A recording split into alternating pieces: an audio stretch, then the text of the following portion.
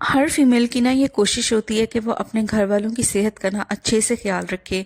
और घर वालों की सेहत के बारे में अगर बात करें तो सबसे पहले मेन चीज़ आ जाती है खाने पीने की।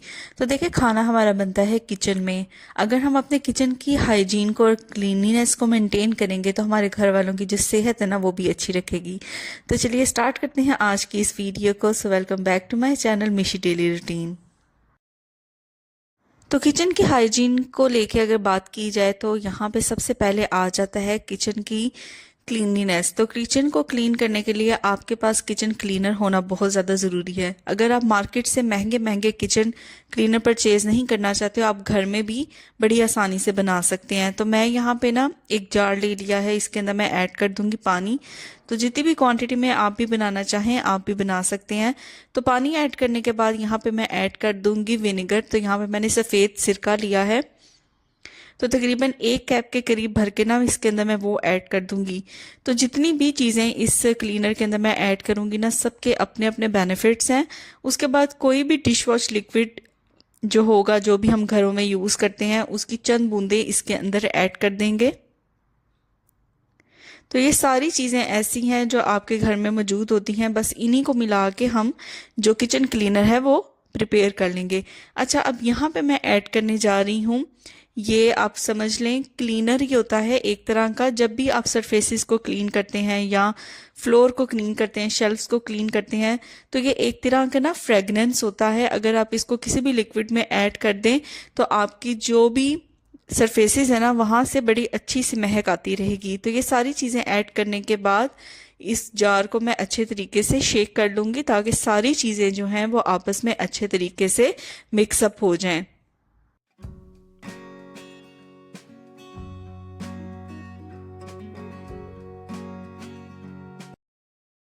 तो यहाँ पे ना मैंने एक स्प्रे बॉटल ले ली है और इसके अंदर मैं ये जो सोल्यूशन प्रिपेयर किया है इसको ऐड कर दूंगी। तो इसको ऐड करने के लिए या इसको ट्रांसफ़र करने के लिए यहाँ पे मैं इस तरह के फ़नल का यूज़ करूँगी, और इसको कीफ भी कहा जाता है। तो इस फ़नल के थ्रू ना जो सरफेस क्लीनर है ना वो इसके अंदर ऐड करना ना बहुत ज़्यादा इजी हो जाएगा। तो ये देखिए, सारा जो झाग है वो ऊपर आ गया और जो लिक्विड है ना वो नीचे है। तो हमें वो लिक्विड ही रिक्वायर है, तो वो लिक्विड हम इसके अंदर ना पोर कर देंगे। तो ये हमारा एक ज़बरदस्त सा जो किचन सरफेस क्लीनर है ना वो बन के तैयार हो जाएगा। अच्छा, आप इसको किचन की शेल्फ्स के अलावा आपके जो भी फर्नीचर है या ड्रॉर्स हैं या डाइनिंग टेबल है, आप उसके ऊपर भी स्प्रे करके इससे अच्छे तरीके से क्लीन कर सकते हैं। एक तो इसके अंदर आप देखें जो हमने विनेगर ऐड किया है ना वो भी जरासीम को किल करता है, मारता है।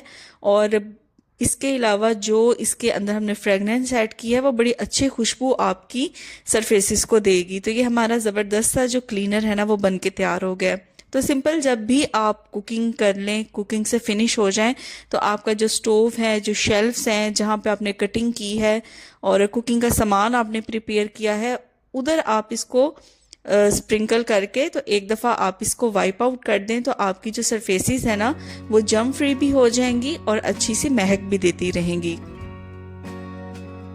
तो अपने घर वालों की सेहत को मेंटेन करने के लिए ना ये चीज़ बहुत ज़्यादा ज़रूरी है कि जो आपका किचन है ना वो वेल मेंटेन और वेल हाइजीन होना चाहिए। तो देखें, बातों बातों में यहाँ पे मैंने जो सरफेस क्लीनर प्रिपेयर किया है उससे मैंने अपने किचन की जो शेल्फ्स हैं अच्छे तरीके से क्लीन अप कर ली हैं। तो ये बहुत इंपॉर्टेंट रोल प्ले करता है आपके घर वालों की हेल्थ के लिए। अक्सर घरों में ऐसा होता है कि पूरे दिन के जो बर्तन होते हैं वो हमारे सिंक एरिया में पड़े रहते हैं और हम बिल्कुल डे एंड होने पे उन सारे बर्तनों को वॉश करते हैं, क्लीन अप करते हैं। लेकिन आपको पता है कि ये बहुत ही बुरी हैबिट है। कोशिश किया करें कि जो भी बर्तन आप भरें आप उनको साथ साथ वॉश करके रख दिया करें।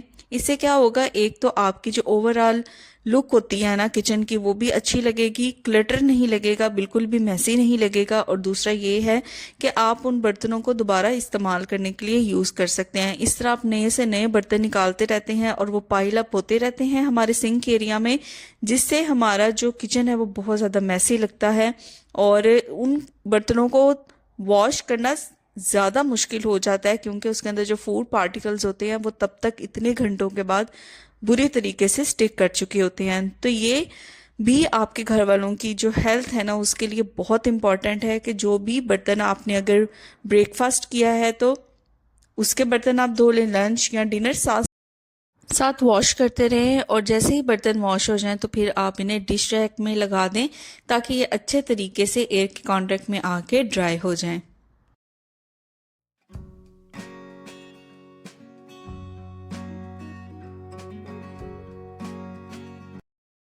अब बात कर लेते हैं अपने सिंक एरिया की। देखिए, हम बर्तनों को तो अच्छे तरीके से वॉश करके रख देते हैं, लेकिन हम अक्सर जो सिंक एरिया होता है ना, उसकी सफाई को निगलेक्ट कर देते हैं, नज़रअंदाज कर देते हैं।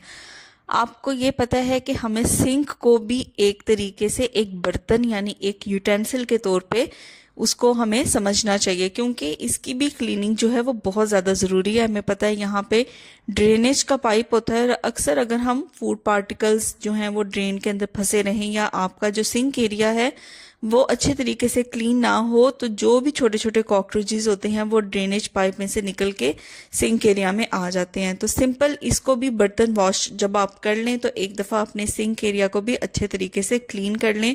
उसके लिए आप सिंपल बर्तन धोने वाला स्पॉन्ज ले सकते हैं। जो डिश वॉश लिक्विड आप बर्तनों के लिए यूज़ करते हैं वही आप सिंक की क्लीनिंग के लिए भी यूज़ कर सकते हैं।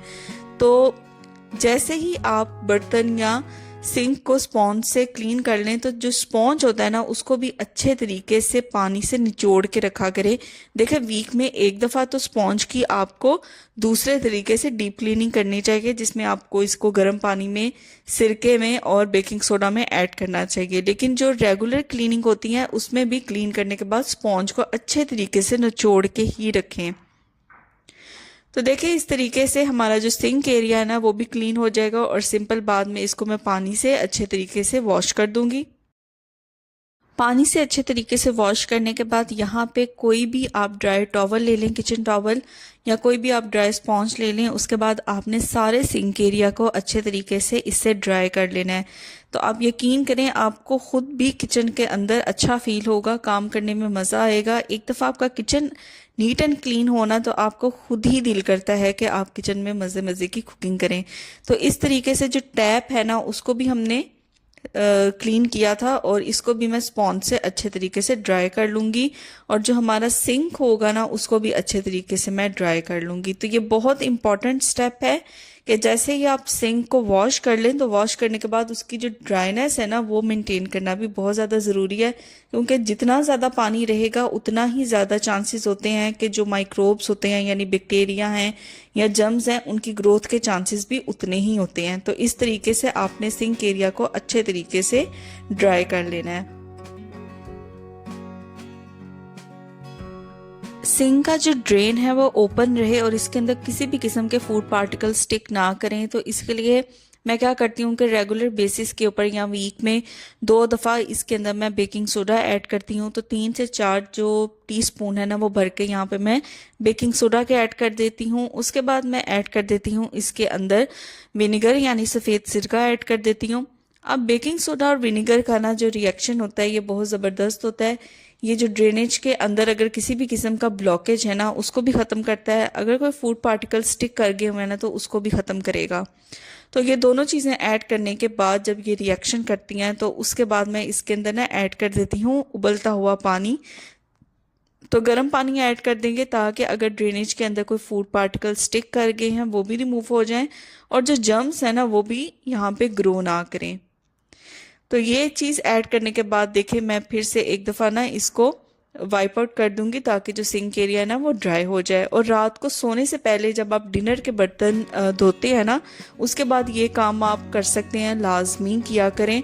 वीक में 1 या 2 दफ़ा तो ज़रूर किया करें। इससे आपके जो ड्रेनेज पाइप है ना वो क्लीन रहेगा, क्लियर रहेगा। तो जो बर्तन मैंने धो के रखे थे ना रैक में लगाए थे, तो यहाँ पे 2 घंटे हो चुके हैं और मैक्सिमम जो बर्तन है ना वो ड्राई हो चुके हैं। तो अब बारी है इनको कैबिनेट्स के अंदर रखने की। तो कैबिनेट्स के अंदर रखने से पहले मैं क्या करती हूँ कि इस तरह से ना मेरे पास एक किचन टॉवल है जो स्पेसिफिकली मैंने बर्तनों के लिए ही रखा हुआ है। तो कैबिनेट्स के अंदर रखने के बाद मैं अगर थोड़ा बहुत इनके ऊपर पानी रह जाए तो उनको ना इस किचन टॉवल से मैं अच्छे तरीके से वाइप आउट कर देती हूँ ताकि जब मैं इनको कैबिनेट्स के अंदर रखूँ इनके अंदर किसी भी किस्म की नमी ना हो। क्योंकि अगर हम नमी वाले बर्तन ही अपने किचन कैबिनेट्स के अंदर रख देंगे तो इनके अंदर ना एक स्मेल आनी स्टार्ट हो जाएगी। और दूसरा ये कि कैबिनेट्स के अंदर जो छोटे मोटे कीड़े मकोड़े होते हैं उनकी भी ग्रोथ होना स्टार्ट हो जाती है। तो कोशिश किया करें कि जब आप बर्तनों को रैक में लगाएं उसके 2 घंटे बाद मैक्सिमम बर्तन जब ड्राई हो जाएं तो कोई एक स्पेसिफिक जो किचन टॉवल होता है वो आप सिलेक्ट कर लें, जो बर्तनों को आप ड्राई करें और उसके बाद आप इन्हें कैबिनेट्स में लगाएं। तो ये देखें बर्तन ड्राई हो गए हैं, अब ये रेडी है कैबिनेट्स में जाने के लिए। एक और बहुत ज़रूरी चीज़ देखें, कुकिंग करते हुए हम ऑयल बॉटल्स का यूज़ करते हैं। चाहे आप कोई भी ऑयल बॉटल यूज़ करें, आपने देखा होगा कि जब भी हम कुकिंग करते हैं तो हमारे हर किस्म के हाथ जो हैं वो ऑयल बॉटल्स को लग रहे होते हैं, चाहे वो ऑयल वाले हैं या अगर हम रोटियां पका रहे हैं, पराठे पका रहे हैं तो आटे वाले हाथ जो हैं वो ऑयल बॉटल्स पे लगना स्टार्ट हो जाते हैं। जैसे ये वाली ऑयल बॉटल जो है, मैंने पराठे बनाए थे तो इसके ऊपर देखें आटे के जो निशान हैं वो लगे हुए हैं। तो इनको क्लीन करना भी ना बहुत ज़्यादा ज़रूरी है। क्योंकि अगर हम इन्हें देखें 5 मिनट लगते हैं, अगर हम इसे रेगुलर बेसिस पे क्लीन कर लें तो इनकी डीप क्लीनिंग से बचा जा सकता है। और ये भी हमें सिर्फ सुपरफिशियल ही इसको क्लीन करना है। तो मैं क्या करती हूँ, जो क्लीनर मैंने बनाया होता है इसके अंदर आपको पता है मैंने डिश वॉश लिक्विड भी ऐड किया होता है, तो ज़रा सा मैं वो इनके ऊपर स्प्रिंकल करती हूँ और जस्ट इनको ना वाइप आउट कर लेती हूँ। एक दफ़ा ये बाहर से अच्छे तरीके से क्लीन हो जाती हैं। तो आप देख रहे होंगे जो आटे के निशान लगे हुए थे वो सरफेस क्लीनर ऐड करने से और जो ये स्पॉन्ज है ना उससे क्लीन करने से वो काफ़ी हद तक रिमूव हो जाते हैं। तो आप किसी भी किस्म की ऑयल बॉटल का यूज़ करें, चाहे पराठे बनाते हुए करें या आप खाना बनाते हुए करें, तो हमारे देखें मुख्तलिफ किस्म के हाथ लगते रहते हैं ग्रीस वाले। तो एक दफ़ा इस तरीके से क्लीन कर लें तो जो ऑयल बॉटल्स है ना उनकी जो हाइजीन है ना वो भी मेंटेन रहेगी और देखने में भी बुरी नहीं लगेंगी और आपको इनकी बहुत ज़्यादा जो डीप क्लीनिंग होती है ना उससे भी आप बच सकते हैं। तो ये कुछ पॉइंट्स थे जो मैं आपसे शेयर करना चाहती थी कि किस तरीके से आप अपनी किचन की हाइजीन को मेंटेन कर सकते हैं और इनडायरेक्टली आप अपने घर वालों की हाइजीन और अपने घर वालों की सेहत को मेंटेन करते हैं। तो मज़ीद इसी तरह के कुछ पॉइंट्स मैं आपको ज़रूर आगे वाली वीडियोस में बताऊंगी। अगर आपको आज की वीडियो ने कुछ फ़ायदा दिया है, कुछ टिप्स एंड ट्रिक्स आपको लगता है कि आपके काम आ सकते हैं, तो प्लीज़ वीडियो को ज़रूर लाइक कीजिएगा, कमेंट करिएगा, शेयर करिएगा। चैनल पे नहीं है तो चैनल को ज़रूर सब्सक्राइब कीजिए। मिलूंगी नेक्स्ट वीडियो में। Till then take care, bye bye.